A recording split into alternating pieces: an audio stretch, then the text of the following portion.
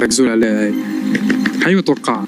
هاي بالبورد عربية معكم الشامي حب وحنان. يا طي الأمر عودي مردي عن الأطباء، يا طي الأمر جودي والجاد فيه. شامي برحب فيك على بالبورد عربية.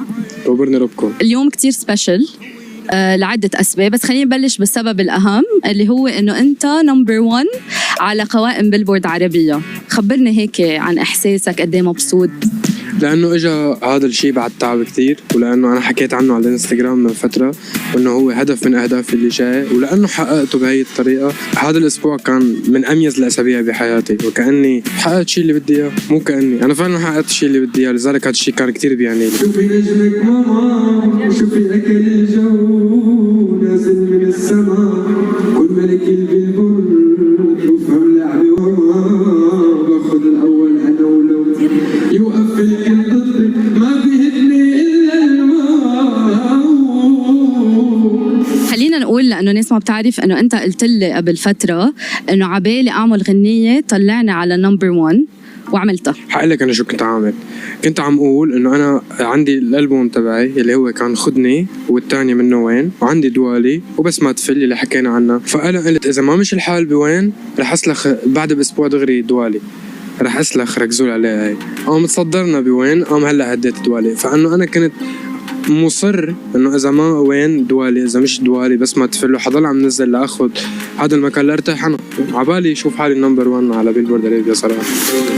قلبي عليها يا ماما، يا ماما، يا ماما.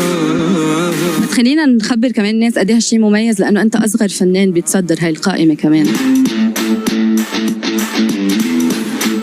مش فكرة أصغر فنان بتاريخ القائمة بتصدر، ما حيكون الموضوع بيعني لي هالقد، لأنه فكرة الواحد يعمل شيء ما انعمل قبل فكرة كتير كبيرة على الإنسان. شو يعني أصغر فنان بتاريخ بالبورد عربية بيكون نمبر 1؟ هي شغلة كتير كبيرة، ححكيها لأولادي بس يجي. طب بدي أعرف، بس تلقيت الخبر شو عملت؟ زلغطت صراحة والله، عن جد زلغطت. كنت نشرتها بس قلت على الأقل بدها أسبوعين لأخذ الأول، لأنه الغنية بدها وقتها تنتشر بهي الطريقة. بس صراحة بعد ما شفت حالة ترند 1 بمصر وليبيا والجزائر وتونس، قلت ممكن، بس بعدني مستبعدها. بس لما خبرني مثل عن جد تفاجأت، رغم إنه أنا ناطرها بس تفاجأت. لهيك كان ردة فعلي كتير كبيرة، زلغطة يعني.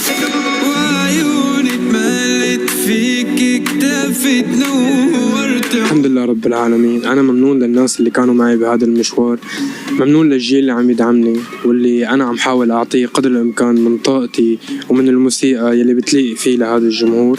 والحمد لله هينا هون. عالهون عيونك تروي العيون اليوم. بحب كمان تقلن للحمادات إذا فيني أقول. الحمادات دائما بقول لهم إنه الحمد لله إنكم هون، لأنه أنا بسببكم أنا هون. فأنا إذا في امتنان بقدمه دائما بحياتي هو للحمادات، لأنه هن اللي حاطيني بهذا المكان اللي كتير كبير. فشكرا لأنكم هون.